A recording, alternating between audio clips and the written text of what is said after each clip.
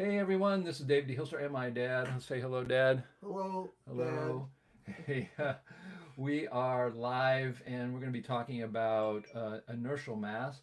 I keep forgetting, and I always want to remember that when we have our conversation in his office, that we need to really get some of these conversations on recorded, and that's what this is for. It's really more for prosperity, but we go live so people can who subscribe to our YouTube channel and who like our Facebook page. You guys can benefit from some of this discussion, and that comes from our book. So my dad was working on inertial mass in our book. Is that right? Yep, Okay. it was. And he told me, oh, he's got a whole new idea about it, and it's pretty darn interesting. So tell us about it. Yeah, well, I'm actually going through the book, in terms of Yeah, our book sure. review. I'm going through the book and reading it, correcting some minor things, and doing a little restructuring, but not much. And I'm all the way down. I started at the beginning. I'm down to the section on mass, in particular G1 mass, a Newtonian type mass.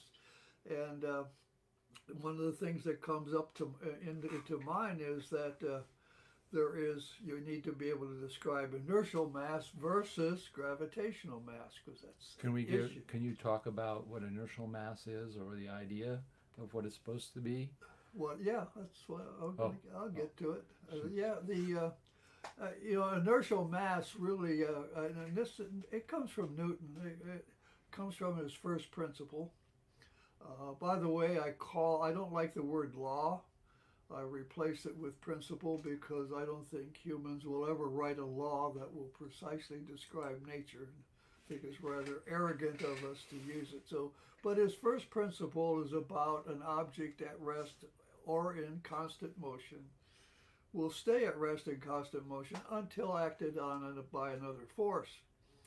And generally, he calls this inertia. It's the resistance of an object to change its state, to be at rest and then all of a sudden get accelerated and move. And by the way, that was the point about the astronauts, was the resistance of the well, you hammering. can talk about it. I Yeah. will, but let me go to the He's main point. talking because we've already talked about this once, so we're trying to re-talk it. So anyway, I'm going through and I'm trying to describe inertial mass, and I'm drawing some of my original pictures, and it's getting complicated. But I'm just sitting there thinking, and then for some reason it pops into your head. I don't know why these things happen. That I'm looking at inertial mass is also today, in today's terms, inertial mass is identified with his second principle. Not necessarily the first. The first is also important, but identified with the second principle, which is an equation, F equals ma. So the mass in F equals ma is generally considered to be inertial mass. That's They talk about it that way. And gravitational mass, which generally ends up with the same value regardless of whether it's inertial or gravitational, but gravitational mass is associated with his gravitational equation. There's a little m in F equals ma, inertial mass. There's a small m in for g times over r That's the squared. gravitational equation, right? That's For the gravity. gravitation. So m in his F equals ma is inertial mass, and the other one is gravitational mass. There's really two reasons why they're really not different at all. And here's the first reason. Go back to Newton's time, and to be honest with you, I haven't read this anywhere. I'm going to make this story up. I am. I'm making it up. You're trying to logically reconstruct maybe what Newton did. Is that what you're saying? Well, it's not just Newton, because Newton did All the the people F there. equals ma, but later people, when they assigned, at the point where they assigned that force in his equation, F equals ma, they assigned it the units of Newton. Okay, they gave him the respect for the work he did by giving it to Newton, naming it Newton. To the right of the equation, they had mass, and they define it as kilograms. And then they have acceleration, and they define it as meters per second squared. The kilograms and the meter per second squared, that's cool. They really knew that. That's fine. And they said, okay, we'll name the force Newton. So we have newtons equals kilograms times meters per second squared. And it's the defining equation for almost all of physics, regardless. It doesn't even need a proportionality constant, because by defining it that way, the constant is 1. So now they have this defined that way. So then I'm thinking, well, how did, they're actually calling the mass kilograms. Now, how did they know the mass was in kilograms? Why did they, they made it kilograms. You take the mass, whatever it is, and you weigh it using gravity. And that's in kilograms. So they take the mass, small m, and that F equals ma, they weigh it in gravity, they call it 1 kilogram, they put it in the machine, and they shoot it with enough force to cause it to go 1 meter per second per second. And the amount of force required to do that is 1 Newton. That's the defining part of it. At that point, mass is mass is mass, and it's in kilograms, and it's kilograms is measured in gravity. It's not something else like inertial mass, it's gravitational mass, right at the beginning. Sometime during the centuries, people got the idea that F equals ma was a different concept than gravity. And they pull it apart and say, okay, I got inertial mass here from F equals ma, and I got gravitational mass from here, and I don't understand why the value is the same. I'm laughing because... So you're just saying that this idea to separate them and call them different types of masses was dumb. Well, they didn't do it in the first place. So you're saying Newton didn't do it. The people after him didn't do it, but now we do it. Could it be with relativity? Well, there are comments about general relativity that says Einstein needed to have the values the same.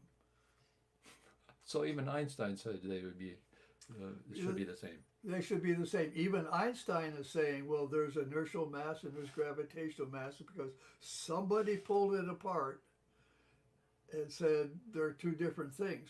Somebody's interpretation of what Newton did, that his second principle is inertial mass.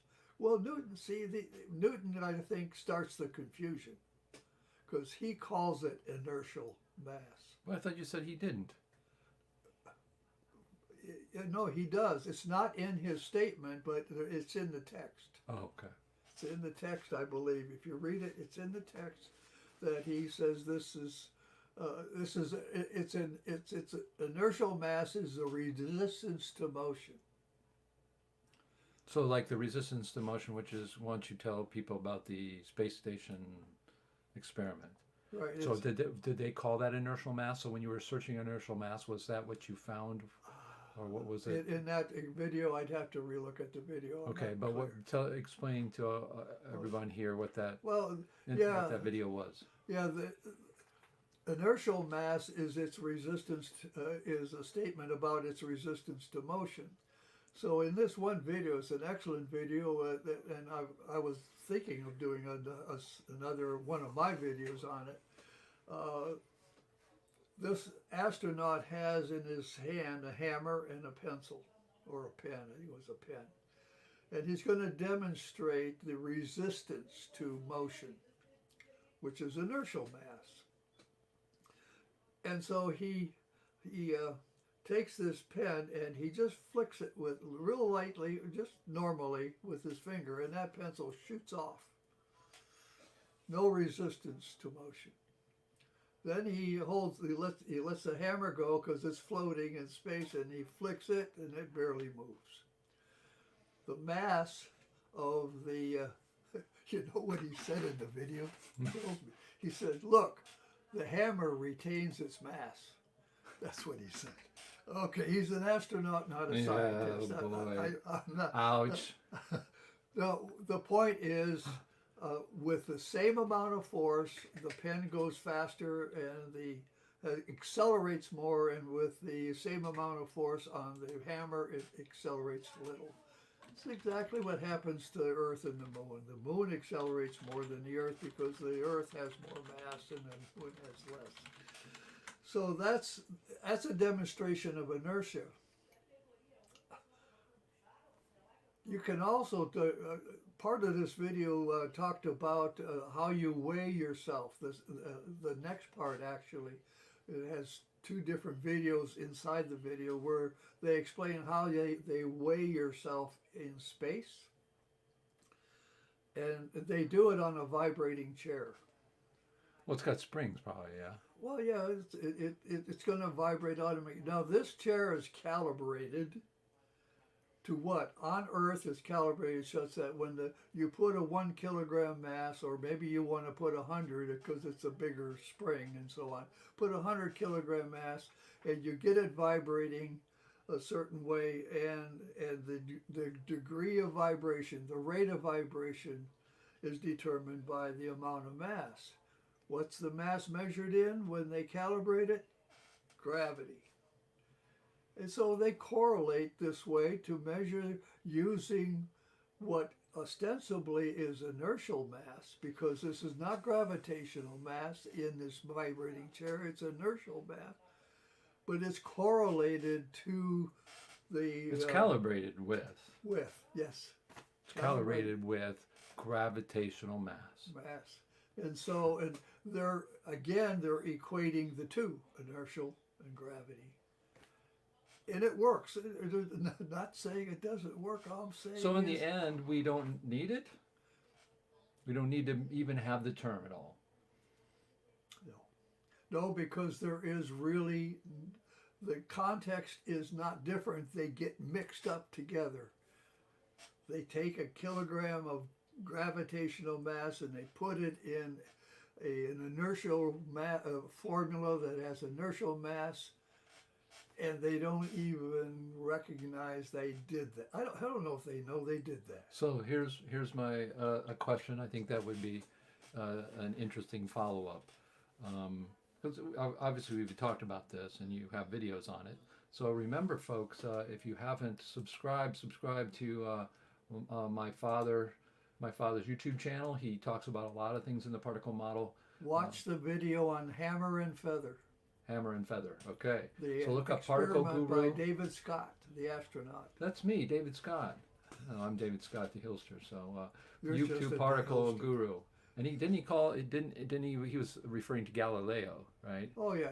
This is the free fall experiment. Right. So my other question would be is how do we give the mass of electron how in the standard model? In kilograms. Now tell me why that's not right.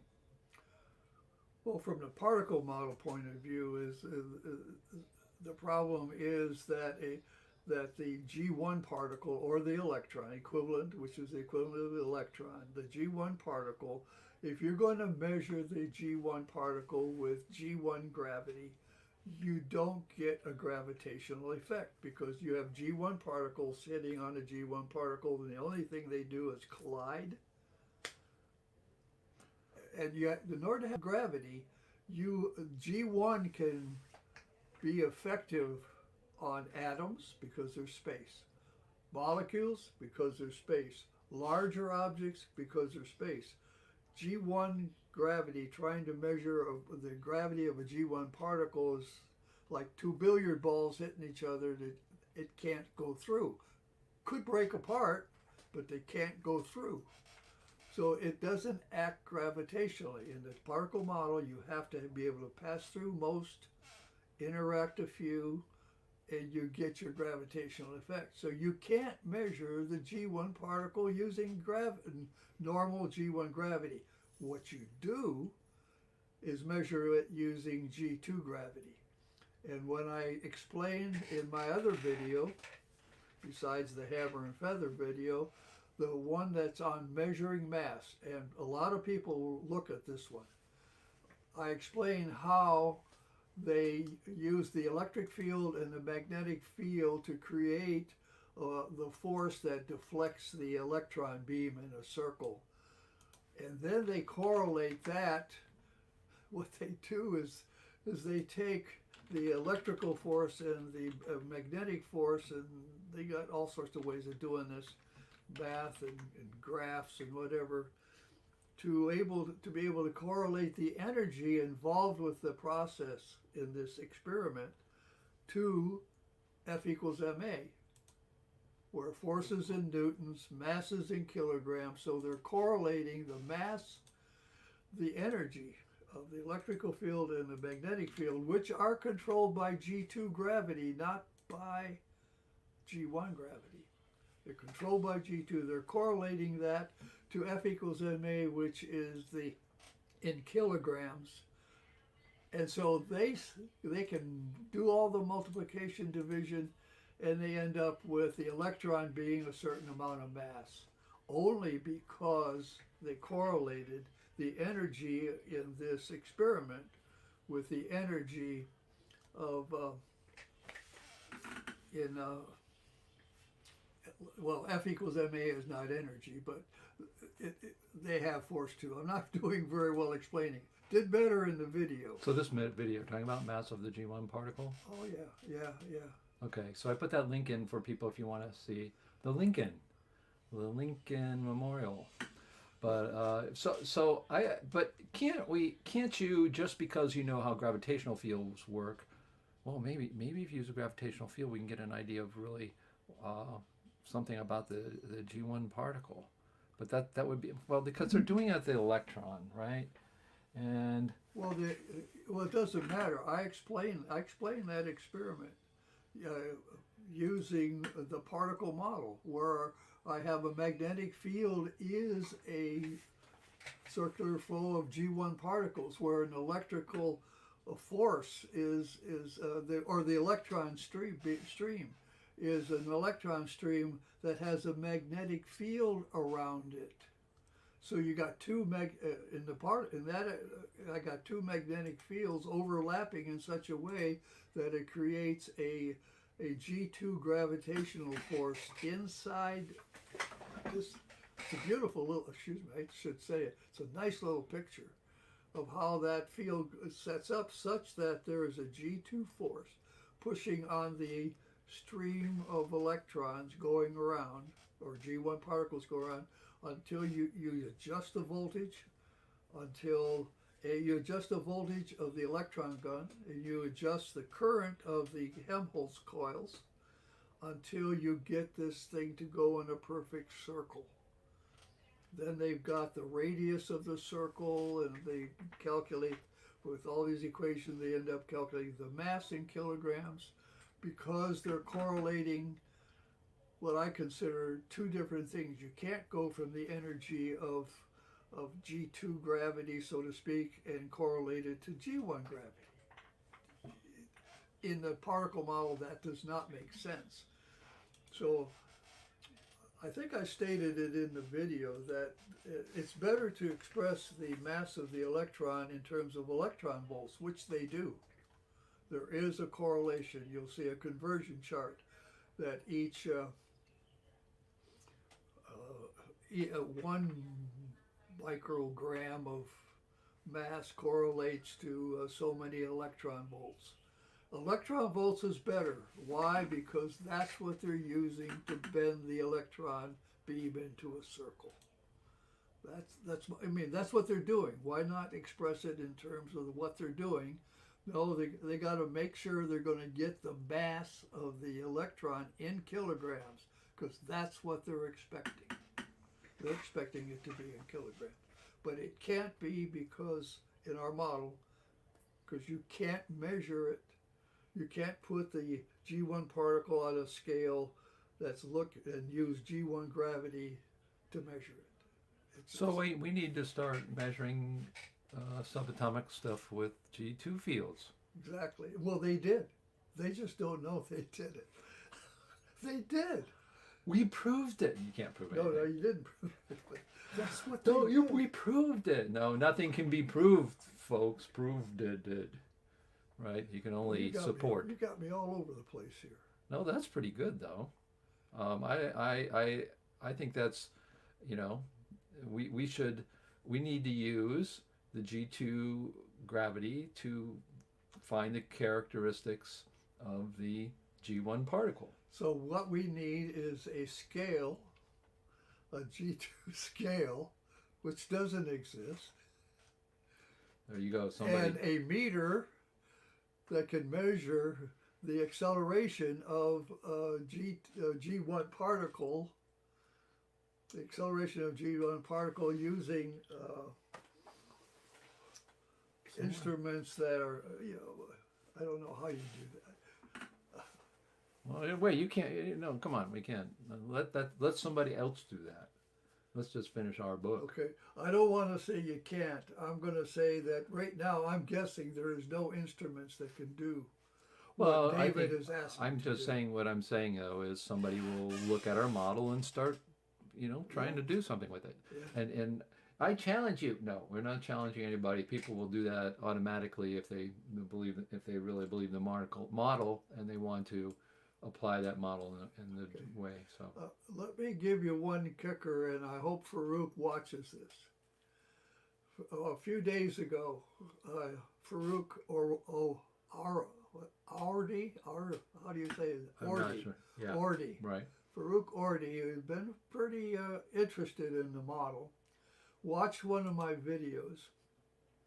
It was on a video, Is Force Real? And apparently in there, I don't remember because I've made so many videos, I probably indicated that mass is not real. He watched the video, he listened. Okay, he's saying he's got the point. He said it took him 24 hours to finally convince himself that mass was not real and that he can forget about asking these questions about like inertial mass versus gravitational mass. I don't know what this question was right now. But it took him a while, but he's finally convinced mass is not real. Now, go back, rewind this, and go back to our conversation where I'm talking about inertial mass and gravitational mass and how they're not really different. And I'm talking about it like this was a real thing. Mass isn't real. We're talking about something that is an assigned property. Newton, he did it. He said, I'm going to take an object, a particle in particular, and I'm going to give it, I'm going to say it has mass. I'm going to take another particle, and I'm going to say it has mass, and I'm going to assume I know what the standard value of my reference mass is. And he goes on and develops a lot of what he does. He assigns it, and today we build a kilogram. It is a very precise prescription for the standard type is a cylinder. I won't go through it, but you build this thing. There's a recipe to build it. When you get done, you write 1 kilogram on it. It has nothing to do with what a kilogram is or right? isn't. It's a convention. It's a convention. It's a signed value. Mass is not real. Its value is assigned by humans, and you can't go out in nature and anywhere, go out and dig up dirt and find mass. It doesn't exist. And yet, we sit here and argue about what is inertial mass, gravitational mass, and we get all wound up in Well, it's like energy, right? People talk about this energy and that, and I think, we have to understand they are useful concepts, but they ain't real. They are useful concepts. Yes. So it's interesting. And the other thing, I mentioned this to David a couple of weeks ago. What are you doing? I'm pointing to subscribe to my dad's channel. If he's got really great stuff there. I've been tempted to do another video on force. Not that what I said was wrong before, but to me that second principle where he defines force as equal to mass times acceleration. There's a picture in my physics book of two objects coming together, hitting each other, okay, and they both move. As long as you can see and understand these two particles moving, and two billiard balls coming together moving, you can see that everything's clear and fine. Here's what Newton did, and it's his best invention, better than his gravity equation. He said, what if I don't know what this particle is? Because he didn't know what gravity is. What if I don't know what gravity is and gravity causes this object to move? What can I do to describe this gravity? What he does is he says the force equals ma. The force, whatever this other particle is that so you have an object ball like a cue ball hitting, and this one comes this way and then goes off that way. You don't know what, you don't see the cue ball, you don't know what it is. He said, but what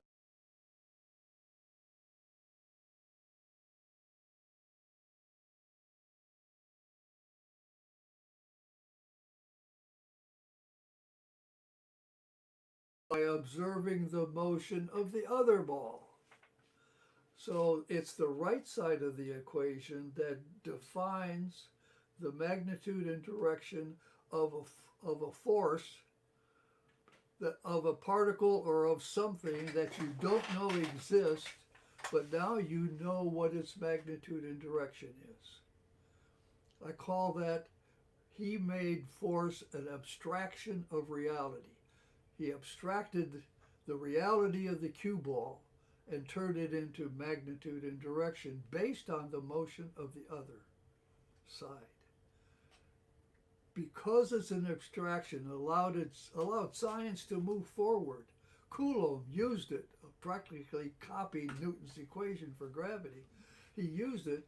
Coulomb's force is an abstraction of what that electrostatic force really is, because he didn't know, and you're able to describe its magnitude and direction by observing the motion of two charged particles. Coulomb must have been aware that those equations were very similar, and if he was aware of that, I mean, he could have actually, well, I don't think he would have gotten to where our model got, but I mean, I think if you were alive today and he looked at what we were talking about, he'd go, yeah, that works. Well, so does most everybody who sees Coulomb's law after studying Newton say, well, that looks just like Newton.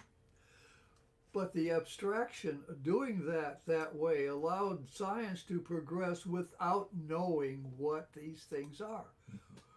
The work on gravity progressed. Electrostatics progressed. Magnetic fields progressed. They all progressed, although force is not always used in magnetics. Yeah, it's a beta. It's not F, it's beta. Electric force, it's not F, it's E.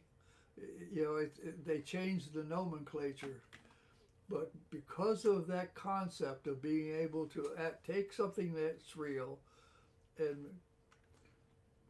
make it an abstraction of the reality by defining it by the motion of what the force is causing, I think allowed science to move further than just his gravity equation. To me, that's phenomenal. I think this is one of the most amazing parts, reveals of our model, is these equations. Yeah. I mean, it's just, I mean, everyone, it's sort of like expansion tectonics or plate tectonics, right? You look at a map, you got to be pretty lame not to understand that Africa and South America fit together, right? Yeah. I mean, it's pretty obvious. And anybody who's looked at physics and sees this bottom equation here, which is the Coulomb's law, and then look at the top one here, which is Newton's force of gravity, are looking at, it's the same. You have a constant G, you have a constant K, you have two masses here. Well, you have two charges here, and it's in relation to the distance between them squared, right? The radius. So But I redrew Coulomb's law to express it in terms of G2 gravity, which is what TPM says it is. It has, the upper equation has M1 being mass based on gravity 1, and the middle equation has M2 based on mass, gravity 2 type mass, and it has a different constant. It's not the same value necessarily, but it's the equivalent equation to Coulomb's equation, but it's in terms of mass instead of charge. right. It's in terms of G2 mass instead of G1 mass. But that there's no problem there, because what they're describing is like this force, right? They have what does Coulomb call it? Electrical force, or Well, it's an electrostatic type force. yeah. So his we're just giving G2 gravity is just electrostatic force. When you see a plus sign and a minus sign and some lines, there's a letter E standing for electrical force. And oh, I love it. I told you about this. You got, when the electrical force line goes from the plus to the minus, but yet it pushes the force goes this way, but the electron goes the other way. Literally, the one that goes the same direction is the proton. The electron goes the other way, not because of the force, but because an electron is attracted to plus, not to minus. But the force line is opposite. Wish they would explain that. I was arguing last night on my live for different things here and twisting it all around. Yeah, last night on my live for Dissident Science I don't know if I have a link to that one here. I do have my channel, Dissident Science, which talks not about this, but in general. Here we go. But on that, I'm going live on Fridays and talk about things in general, not just, our model. But man, I had to constantly go back to people to say, no, there's not, charge. You just don't put a plus on minus thing on something and then say they attract and say that's a fundamental characteristic of the universe. But it's interesting that Lori Gardy, you read her paper, right? And she's trying to do a similar thing with ether that we're doing with particles, right? But she said in her writings that charge isn't real. And so that idea now, people are starting to understand that it is a convention. And it's a Benjamin Franklin convention. I didn't even know that until I said, who came up with this idea of plus and minus and attraction and that kind of thing? So anyways, that's I thought that was good. It's about a half an hour now, and I think I came off the air. I pressed the wrong button, folks. So if you were watching this, we had a little blackout in the middle there, but we are live, and because we are live, if you do have any questions, you can push them to us. Of course, our website is principiamathematica2.com. We continue to work on our book. When we have an interesting conversation, we try to talk about it, record it for prosperity, because when it becomes the standard model for everyone, including extraterrestrials who even like our model so much, that their model, I'm kidding, folks. I'm being totally facetious. Basically, we're finishing up our book, and the idea is to try to record these conversations that are interesting, that relate to our book, that we normally sit down and talk about. But what's interesting, this issue about them using weighing the kilogram, putting it into the equation that didn't occur to me until this morning. After all this time, I've been working on gravity for 15 years. And I didn't think now we get to, man, the book is then we'll get out the book and we'll have a revision right away because we'll change something, which is okay. I mean, the modern way today, I think books, especially like this book, where you have a lot of hacking going on, this book should just come out and be like software. we will update it, and people have electronic versions. And what they do is you can get We free can, updates. will will our book be subject to viruses? I don't know. I don't know what that means though. What was Well, the joke? software gets you can. Oh, I haven't thought about that. Does a particle model have viruses? So, tell me about what you're doing on the book itself right now. You were working on the transistor and the diode. You sort of put that aside, and so people give us I an update revamped on the the book. diode a while back to match the format and presentation sequences, so they were matched, and one helps support the other that way. I started with the calculations for the diode. No, actually, I started with the transistor, and I decided, well, maybe I should try the diode. It's simpler. Do that one first. So we're using, in general, to step up a step, we're using the particle model to model electricity, which are G1 flows through atomic structures, right? And different atoms and molecules. And we are telling people physically what's happening. Yeah. We're not saying what is happening. We're saying what it is and No, how it I'm moves. saying what I think And is happening in a diode and a right. transistor. And what you're doing is you are using the model and you are saying, okay, here is the way the voltage changes, right? Or current, what do you Well, call no, it? well, it's the current and voltage. Current, It's yes. the IV curve that Right. you have And to. so what's happening is we know the measurements, we can electrical engineers graph how that ramps up, that is, goes from one state to another steady state. And what you're trying to do is say, using the particle model, I want to generate that graph. And the particle model is not a theory, it's a physical model of moving particles. And and how do you calculate those? With tensor equations and supercomputers? Nah, HP. What do you use? No. Spreadsheets? Yeah, I use spreadsheets, believe it or not. No, come on.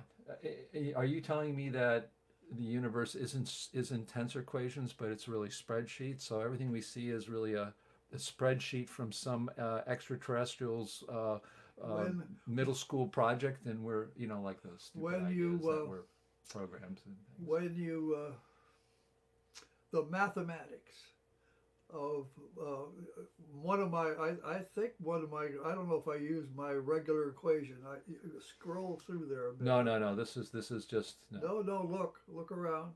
No. This is not. This is the science. That's a different one. Yeah. Okay. Well, the basic math is algebra. That's it. Well, if you think about it, it has to be. You have number of particles coming in. You got fewer coming out. You lost them somehow. Okay, that's the interaction. And I came up very early, back in 2006, my first time on the equation. I started with a basic algebraic expression that said the number out is equal to the number in minus the ones lost inside. The ones lost inside are proportional to the ones coming in times some interaction factor times the mass. Okay, and so you got a simple algebraic equation. In minus lost equals out. It's mathematics. Then you got to make it two-dimensional. You got to make it three-dimensional. You get to three-dimensional, you have a double summation of simple algebraic expressions modified by sines and cosines in order to give you the x, y, and z coordinates of a force that might be in space, some random direction. It's basic algebra. You can do basic algebra in a spreadsheet. You can do repetitive calculations where in a circuit you say, I got this many going around in one cycle. It's one line on the spreadsheet. You take the right results there, you feed them into the next cycle, and you do another line. So you put formulas in there. They're all formulas. Formulas and values. And I use assumed values. This is one of the amazing things. When you do the calculations, you can actually assume any arbitrary set of values you want, and you do the calculations, and sometimes you look at it and say, well, I don't like the way those numbers are coming out. They're either too big or they're too small. I like numbers that are easy to see and understand. Right. So you're using I tweak the numbers around till I get a nice visual presentation, including the graph, and it works. It'll tell you what it's doing, even if you don't know the numbers. what you're saying is we don't know the real number of G1 particles, we don't know the size, but we do know this, and this is what makes the particle model so, I think one of the strengths of the particle model is that we say the whole universe is made of little forces from, it's a what Borchert calls a neo-mechanical world. Is everything in the universe is moving mass, and that's it, and it hits, you have collisions and all that, and in what we're saying that these things are happening in like a digital form because you have all forces are one force caused by one mass, but there are lots of them working together. Now, if they are busted up so that it's not like some people could imagine, perhaps maybe light or even an electrical flow, that it's indivisible. It's like this, continuous thing. It's a continuum. But it's not. So because it's not, it's like a digital world. It doesn't really matter the size of it. You can still get the behavior of it because it doesn't matter if it's one particle that's it's first of all, it's multiple particles that you're doing. It's always going to be multiple particles. Now, if it's one that's a big one and you have less of them, or you have a smaller one and you have more of them, it doesn't matter because you should basically come up, and the only thing that's going to happen in your graphs is that you're going to adjust it so you can see. It's sort of like almost like a fractal. You have to find the resolution, exactly. That's it. You want to find a resolution that works well for visualization and all that, but it still comes up with the right answer. And if you had the right resolution, yeah, the numbers would probably go astronomical, lots of numbers, but you will get the same curve. It's amazing you can get it. Granted, the model I use to calculate says that all the electrons, all the G1s coming, starting out of the negative side of the battery, all go around at one time, so to speak, and it's all done at once. That's not the way it happens.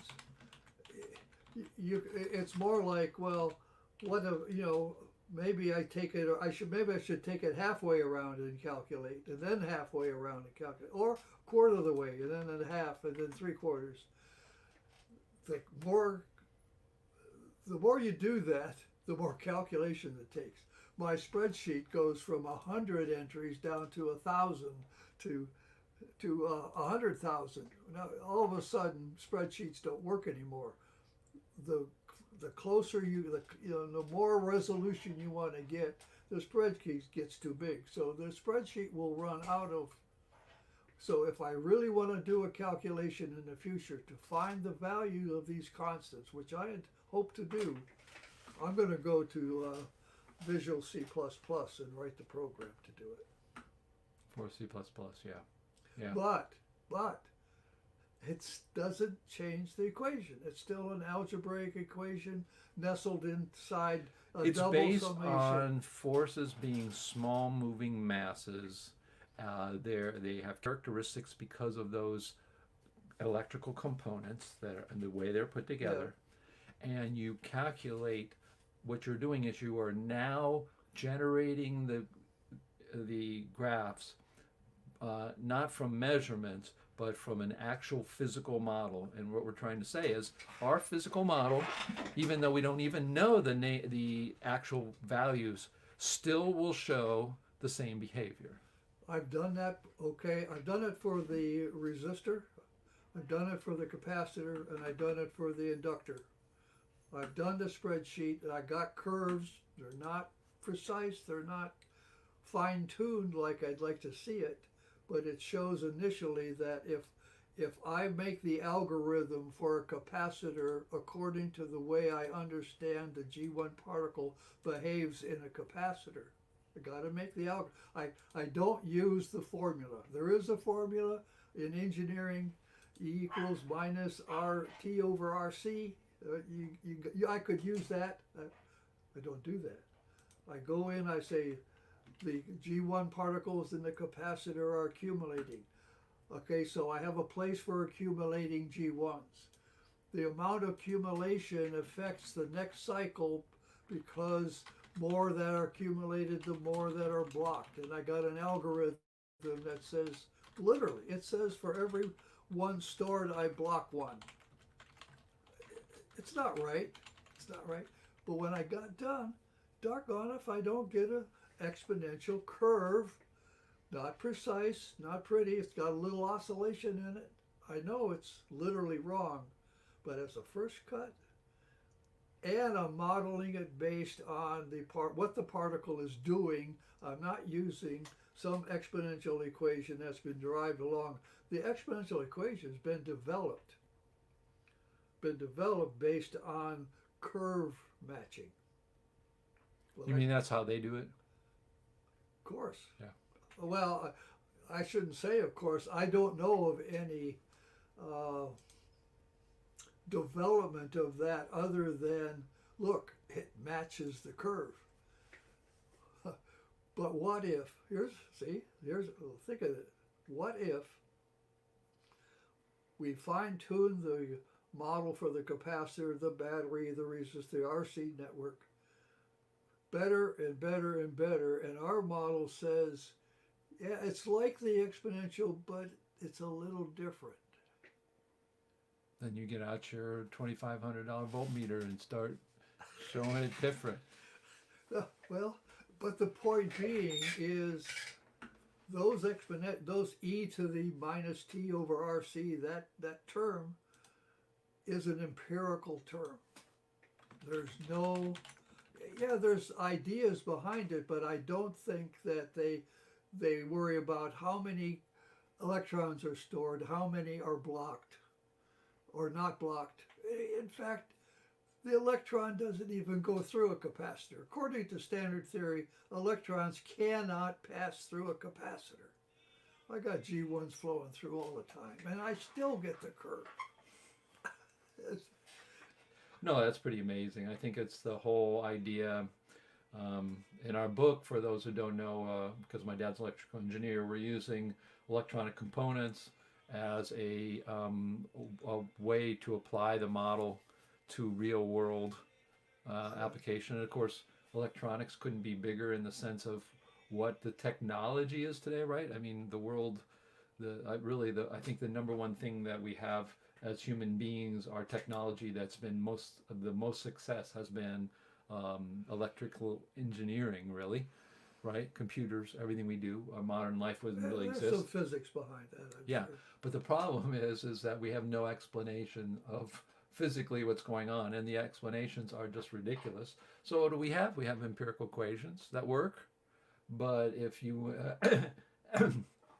ask a physicist or electrical engineer what's really going on there, they don't know. So if it's the case that we can not only recreate what's going there and say this is what's happening according to our model, even if we don't know the exact size and G2 mass of our G1 particle, that we still are able to generate the graphs and maybe even show differences. And that's one of the things we also do in the book too, there that the particle model predicts something with parallel resistors, and that in fact we can try to measure that because no one's really looking for that. So it's really important, obviously, to have a model that you can apply to the real world.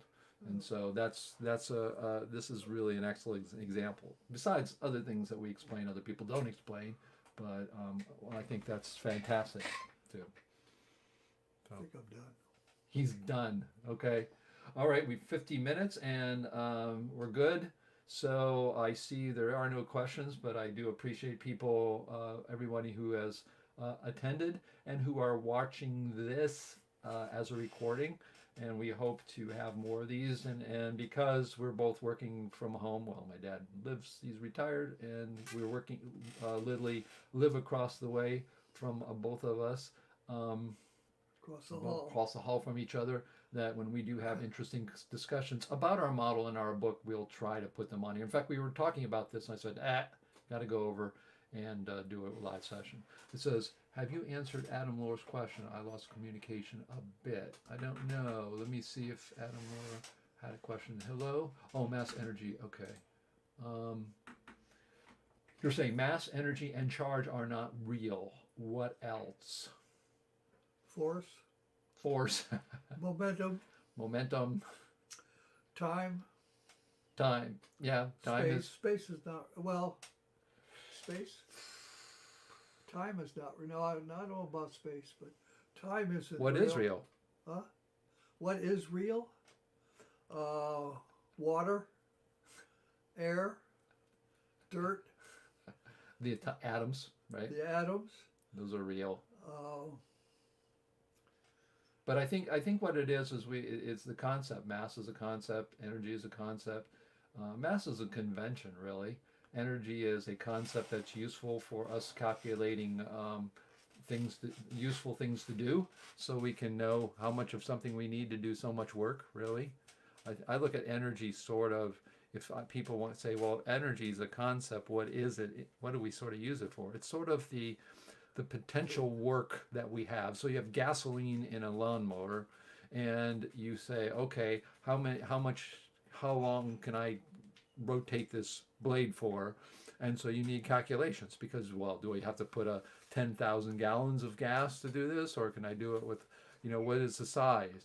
So energy is a good way to try to make a relationship, but it's really pretty arbitrary from things we measure and rules of thumb that we use. yeah. Well, you know what the interesting thing is about kilowatt hours, that you have a meter outside your house that's sitting there measuring how many watts you use in 1 hour, and at the end of the month they read the meter from what it was to what it is now, and so you use so many kilowatt hours.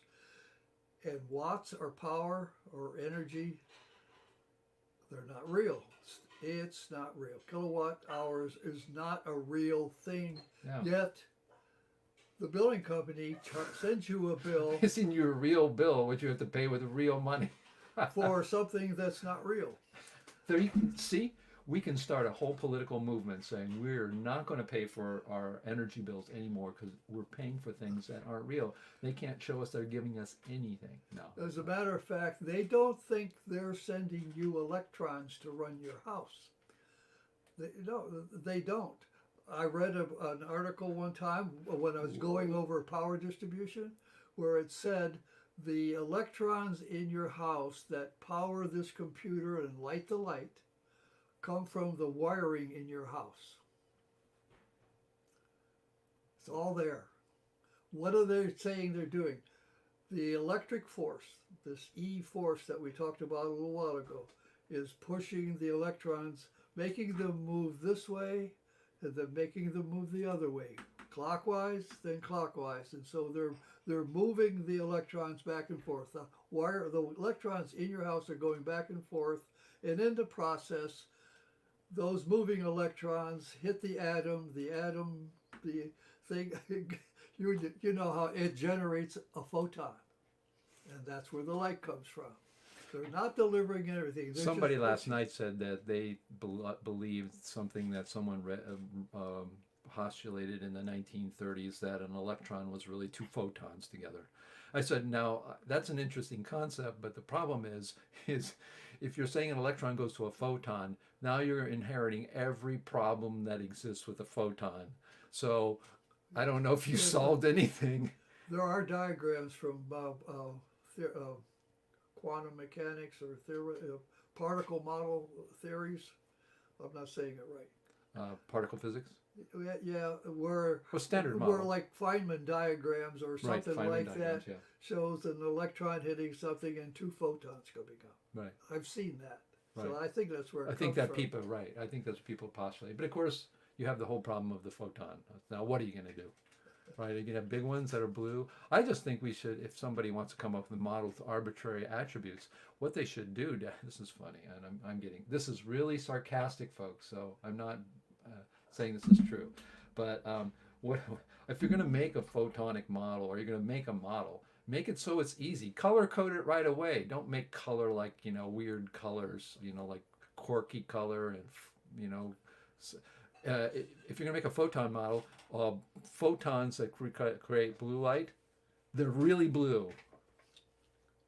And and photons that create red light, then they should be really red. Well, Just do that. It'll make they're arbitrary anyways. People, when you put charge on something, or you put a quark and you put upness and downness and strangeness on it, put names that are going to be easy, and make your model so it's easy to use at least. People don't, for some reason, don't do that. So that's a weird idea.